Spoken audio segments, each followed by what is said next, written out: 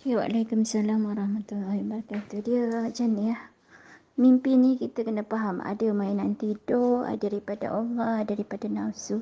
So ada 3 jenis mimpi. Mimpi yang daripada Allah ni dia biasanya berlaku dalam keadaan kita ingat Allah. Kita ni memang jenis orang duduk dalam zikir-zikir, dalam kita ni dalam keadaan bersih, atau kita ni memang duduk sentiasa mujahadah, duduk bercakap dengan Allah kan. So kemungkinan mimpi tu adalah kemungkinan daripada Allah.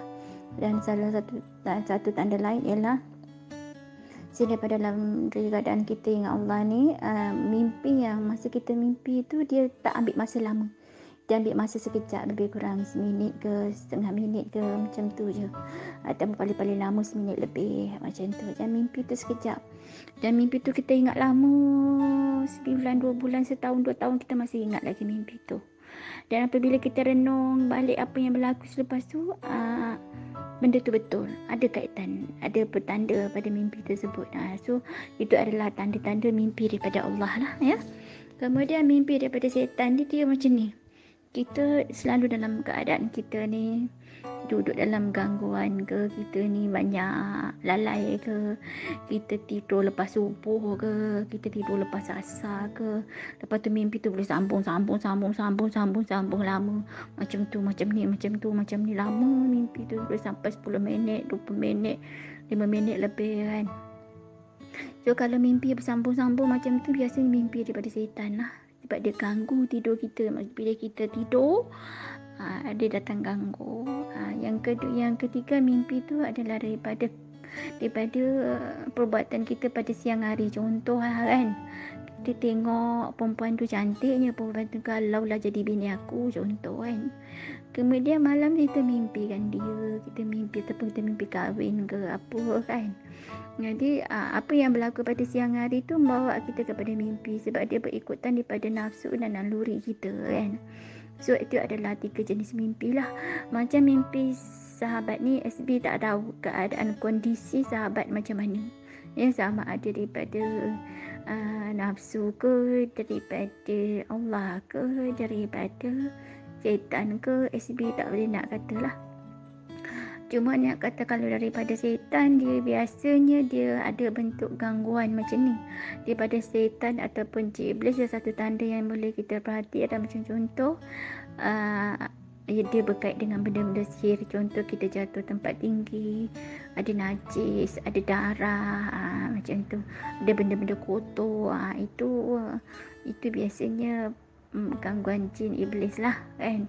Dalam soalan ni SB tak nampak bab mimpi berkait dengan jin dengan iblis lah, sebab tak ada tanda-tanda dalam soalan tu.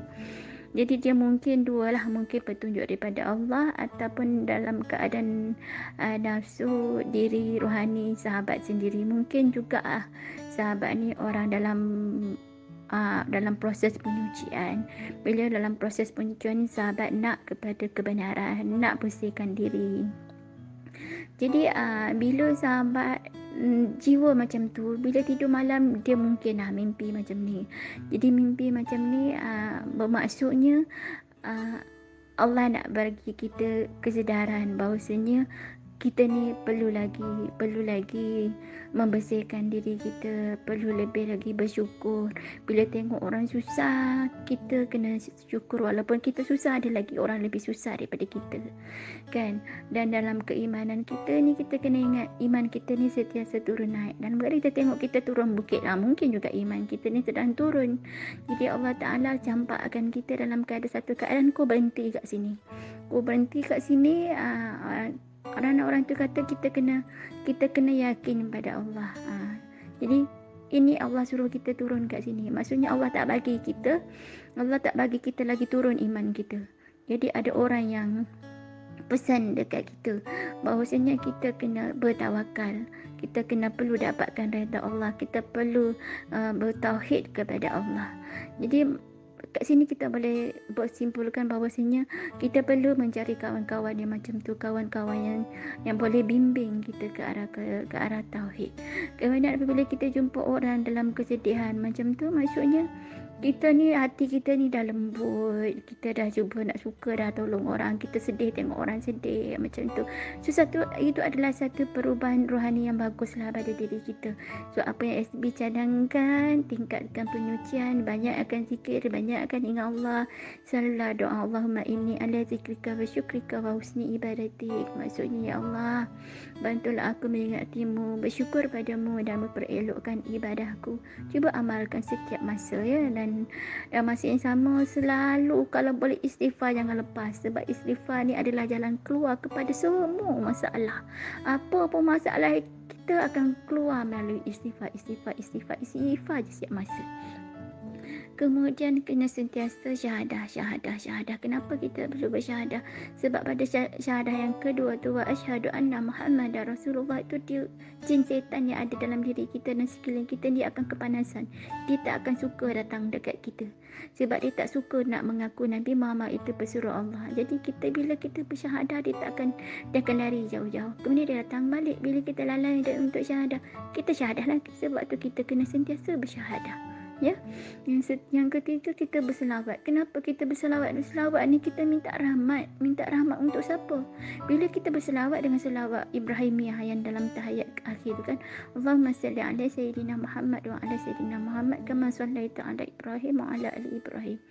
Tak kira lah nak sebut Sayyidina, tak sebut Sayyidina pun tak apa, tak ada masalah. Yang pentingnya, maksudnya kita berselawat ke hadrat Nabi Muhammad dan keluarga baginda Nabi Ibrahim dan kaum keluarga Ibrahim. Maksudnya dah meliputi semua orang dah tu, sama ada yang masih hidup yang ataupun yang meninggal. So dah meliputi umat-umat akhir zaman ni, keturunan kita sekalipun. Jadi bila kita berselawat, semakin banyak kita memohon rahmat kepada semua orang, semakin banyak rahmat itu datang kepada kita. Sebab itulah selawat Ibrahimiyah ni adalah sebaik-baik selawat. Jadi kita bawa 3 benda ni, dan kita bawa apa tadi SB cakap, doa tu kan, doa minta Allah bantu kita ingat dia setiap masa tu kan, bawa.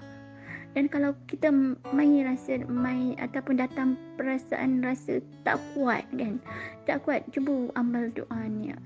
Ya badik al-ajaibi bil khair, ya badik. Maksudnya, wahai pencipta keajaiban, kurniakanlah aku keajaiban. Keajaiban untuk apa? Keajaiban untuk kita ni mampu ingat Allah. Keajaiban untuk kita ni boleh istiqamah kepada kebenaran. Keajaiban kepada kita supaya kita dapat mengelakkan diri daripada buat dosa. Jadi keajaiban untuk kita boleh dapat membimbing nafsu kita. Jadi kat itulah kita minta, bukan yang kita minta keajaiban nak jadi ahli sihir ke, dapat daun jadi duit ke, bukan macam tu.